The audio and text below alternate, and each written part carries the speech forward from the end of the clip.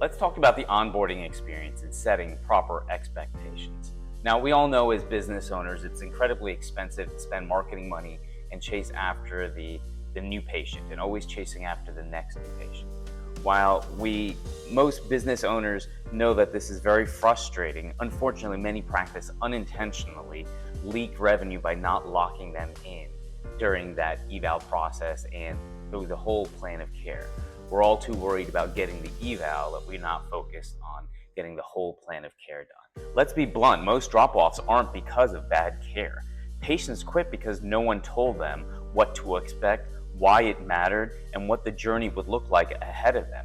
Without clear guidance, they default to old behaviors and quit early, often when they finally are starting to make the real progress. Now, as a physical therapist and a board-certified orthopedic clinical specialist, and many of you have advanced certifications, we all know that the inflammation that patients come in with will settle down first before the mechanical issue is resolved. Now, from the patient's standpoint, they're getting better because the inflammation is going down and now they don't feel the pain. And often we have to reiterate to them that, hey, it's like taking antibiotics. The doctor gives you a full bottle and says, here's 10 days supply. Even if you start feeling better, you have to fully take it because otherwise your symptoms will return. And physical therapy is very much like that. They need to go through the whole process.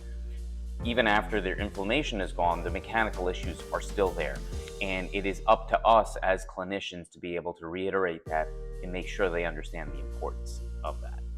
First impressions are everything. When a prospective patient calls the clinic and the front desk answers the phone, how they answer the phone, how nurturing and caring they are, and how they educate them on the whole process of care as opposed to just getting in for the eval is incredibly important. The expectations should be set from the very beginning on what we expect from the patient and what the patient can be expecting from us. So what does that look like? It's discussions about treatment frequency and duration. It's the outcome-oriented language that we have, the process of what we are doing, the patient's roles and their responsibilities. Yes, they have a responsibility. We cannot get them better unless they actually attend. So that's their responsibility. It's their responsibility to be doing their exercises at home.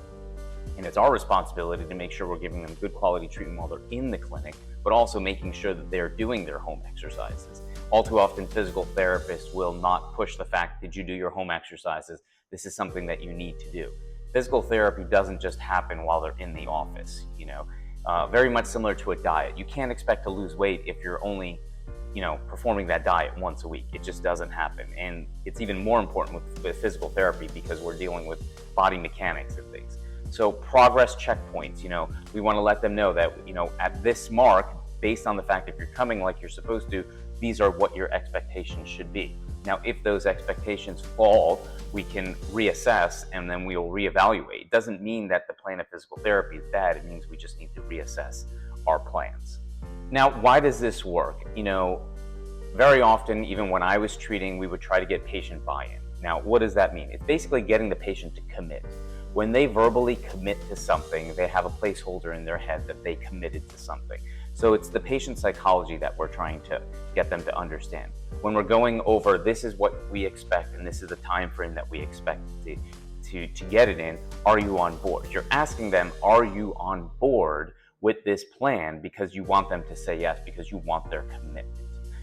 When you're going up front and scheduling with them, you want their commitment. These are all little stages of commitment that we can help them get closer to their goals. After all we're doing is helping them get closer to their goals, not our goals, it's their goals that we're shooting for.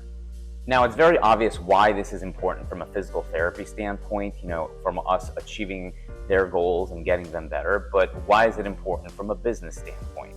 Well, statistics show that maybe 8 to 9% of patients actually make it all the way through the plan of care. Now, honestly, that's a horrible statistic. That means we have so many drop-offs. Think about the amount of revenue that we can increase if we can get more of our patients through the plan of care. A, we're spending less money on marketing.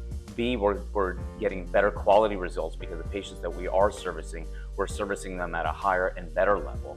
So overall, we're doing a better job for them, which they're thankful for. And from the business standpoint, we're spending less and we're increasing our margins.